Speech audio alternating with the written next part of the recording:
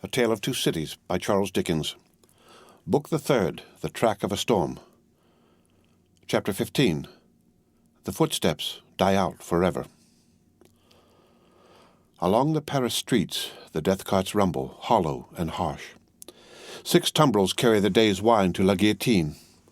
All the devouring and insatiate monsters imagined since imagination could record itself are fused in the one realization, guillotine. And yet there is not in France, with its rich variety of soil and climate, a blade, a leaf, a root, a sprig, a peppercorn, which will grow to maturity under conditions more certain than those that have produced this horror. Crush humanity out of shape once more under similar hammers, and it will twist itself into the same tortured forms. Sow the same seed of rapacious license and oppression over again, and it will surely yield the same fruit according to its kind. 6 tumbrils roll along the streets. Change these back again to what they were, thou powerful enchanter. Time and they shall be seen to be the carriages of absolute monarchs, the equipages of feudal nobles, the toilettes of flaring Jezebels, the churches that are not my father's house, but dens of thieves, the huts of millions of starving peasants. No, the great magician, who majestically works out the appointed order of the Creator, never reverses his transformations. If thou be changed into this shape by the will of God, say the seers to the enchanted, in the wise Arabian stories, then remain so. But if thou wear this form through mere passing conjuration, then resume thy former aspect. Changeless and hopeless, the tumbrils roll along. As the sombre wheels of the 6 carts go round, they seem to plough up a long, crooked furrow among the populace in the streets. Ridges of faces are thrown to this side and to that, and the ploughs go steadily onward. So used are the regular inhabitants of the houses to the spectacle, that in many windows there are no people, and in some the occupation of the hands is not so much as suspended while the eyes survey the faces in the tumbrils. Here and there the inmate has visitors to see the sight. Then he points his finger with something of the complacency of a curator or authorized expert to this cart and to this, and seems to tell who sat here yesterday and who there the day before. Of the riders in the tumbrils, some observe these things and all things on their last roadside with an impassive stare, others with a lingering interest in the ways of life and men. Some, seated with drooping heads, are sunk in silent despair. Again, there are some so heedful of their looks that they cast upon the multitude such glances as they have seen in theatres and in pictures. Several close their eyes and think, or try to get their straying thoughts together. Only one, and he, a miserable creature of a crazed aspect, is so shattered and made drunk by horror that he sings and tries to dance. Not one of the whole number appeals by look or gesture to the pity of the people. There is a guard of sundry horsemen riding abreast of the tumbrils, and faces are often turned up to some of them, and they are asked some question. It would seem to be always the same question, for it is always followed by a press of people towards the 3rd cart. The horsemen abreast of that cart frequently point out one man in it with their swords. The leading curiosity is to know which is he. He stands at the back of the tumbril with his head bent down to converse with a mere girl who sits on the side of the cart and holds his hand. He has no curiosity or care for the scene about him, and always speaks to the girl. Here and there in the long street of St. Honore cries are raised against him. If they move him at all, it is only to a quiet smile, as he shakes his hair a little more loosely about his face. He cannot easily touch his face, his arms being bound. On the steps of a church, awaiting the coming up of the tumbrils, stands the spy and prison sheep. He looks into the first of them. Not there. He looks into the second. Not there. He already asks himself, has he sacrificed me? When his face clears as he looks into the third. Which is Evremond? Says a man behind him. That? At the back there. With his hand in the girl's? Yes. The man cries, Down, Evremond! To the guillotine, all aristocrats! Down, Evremond! Hush, hush, the spy entreats him timidly. And why not, citizen? He is going to pay the forfeit. It will be paid in 5 minutes more. Let him be at peace. But the man, continuing to exclaim, Down, Evremond! The face of Evrémonde is for a moment turned towards him. Evrémonde then sees the spy, and looks attentively at him, and goes his way.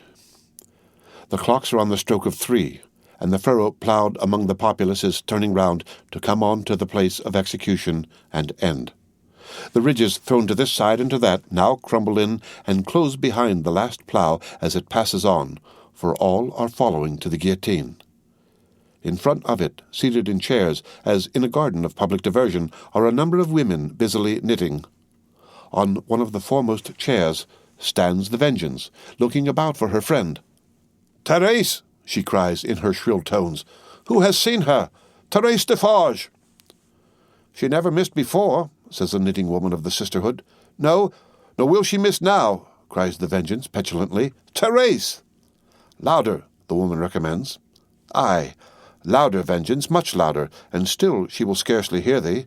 Louder yet, Vengeance, with a little oath or so added, and yet it will hardly bring her.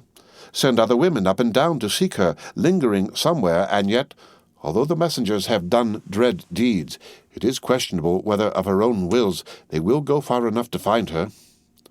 "Bad fortune!" cries the Vengeance, stamping her foot in the chair. "And here are the tumbrils, and Evrémonde will be dispatched in a wink, and she not here. See her knitting in my hand, and her empty chair ready for her. I cry with vexation and disappointment."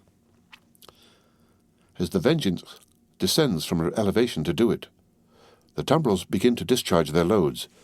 The ministers of Saint Guillotine are robed and ready. Crash! A head is held up, and the knitting women, who scarcely lifted their eyes to look at it a minute ago when it could think and speak, count 1. The second tumbril empties and moves on. The third comes up. Crash! And the knitting women, never faltering or pausing in their work, count 2. The supposed Evrémonde descends, and the seamstress is lifted out next after him. He has not relinquished her patient hand in getting out, but still holds it as he promised. He gently places her with her back to the crashing engine that constantly whirs up and falls, and she looks into his face and thanks him. "But for you, dear stranger, I should not be so composed, for I am naturally a poor little thing, faint of heart, nor should I have been able to raise my thoughts to him who was put to death, that we might have hope and comfort here today. I think you were sent to me by heaven." "Or you to me," says Sidney Carton. "Keep your eyes upon me, dear child, and mind no other object." "I mind nothing while I hold your hand. I shall mind nothing when I let it go, if they are rapid." "They will be rapid, fear not." The two stand in the fast-thinning throng of victims, but they speak as if they were alone, eye to eye, voice to voice, hand to hand, heart to heart. These two children of the Universal Mother, else so wide apart and differing, have come together on the dark highway to repair home together and to rest in her bosom. "Brave and generous friend, will you let me ask you one last question? I am very ignorant, and it troubles me, just a little." "Tell me what it is." "I have a cousin, an only relative and an orphan like myself, whom I love very dearly. She is 5 years younger than I, and she lives in a farmer's house in the south country. Poverty parted us, and she knows nothing of my fate, for I cannot write, and if I could, how should I tell her? It is better as it is." Yes, better as it is. What I have been thinking as we came along, and what I am still thinking now as I look into your kind, strong face, which gives me so much support, is this. If the Republic really does good to the poor, and they come to be less hungry, and in all ways to suffer less, she may live a long time, she may even live to be old. What then, my gentle sister? Do you think, the uncomplaining eyes, in which there is so much endurance, fill with tears, and the lips part a little more and tremble, that it will seem long to me while I wait for her in the better land, where I trust both you and I will be mercifully sheltered? It cannot be, my child. There is no time there, and no trouble there. You comfort me so much. I am so ignorant. Am I to kiss you now? Is the moment come? Yes. She kisses his lips. He kisses hers. They solemnly bless each other. The spare hand does not tremble as he releases it. Nothing worse than a sweet, bright constancy is in the patient face. She goes next before him, is gone, The knitting women count 22. I am the resurrection and the life, saith the Lord. He that believeth in me, though he were dead, yet shall he live. And whosoever liveth and believeth in me shall never die. The murmuring of many voices, the upturning of many faces, the pressing on of many footsteps in the outskirts of the crowd, so that it swells forward in a mass like one great heave of water, all flashes away. 23. They said of him about the city that night that it was the peacefullest man's face ever beheld there. Many added that he looked sublime and prophetic. One of the most remarkable sufferers by the same acts, a woman had asked at the foot of the same scaffold, not long before, to be allowed to write down the thoughts that were inspiring her. If he had given any utterance to his, and they were prophetic, they would have been these. I see Barsad and Cly, Defarge, the Vengeance, the Juryman, the Judge, long ranks of the new oppressors who have risen on the destruction of the old, perishing by this retributive instrument before it shall cease out of its present use. I see a beautiful city and a brilliant people rising from this abyss, and in their struggles to be truly free, in their triumphs and defeats, through long, long to come. I see the evil of this time, and of the previous time of which this is the natural birth, gradually making expiation for itself and wearing out. I see the lives for which I lay down my life, peaceful, useful, prosperous, and happy in that England which I shall see no more. I see her with a child upon her bosom, who bears my name. I see her father aged and bent, but otherwise restored, and faithful to all men in his healing office, and at peace. I see the good old man, so long their friend, in 10 years' time, enriching them with all he has, and passing tranquilly to his reward. I see that I hold a sanctuary in their hearts, and in the hearts of their descendants, generations hence.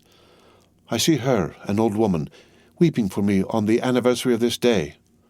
I see her and her husband, their course done, lying side by side in their last earthly bed, and I know that each was not more honored and held sacred in the other's soul than I was in the souls of both. I see that child who lay upon her bosom and who bore my name, a man winning his way up in that path of life which once was mine. I see him winning it so well that my name is made illustrious there by the light of his. I see the blots I threw upon it faded away. I see him foremost of just judges and honored men, bringing a boy of my name with a forehead that I know and golden hair to this place, then fair to look upon, with not a trace of this day's disfigurement, and I hear him tell the child my story with a tender and a faltering voice. It is a far, far better thing that I do than I have ever done. It is a far, far better rest that I go to than I have ever known. The End of A Tale of Two Cities by Charles Dickens. Read by Rick Kistner for Lit2Go on the web at fcit.usf.edu.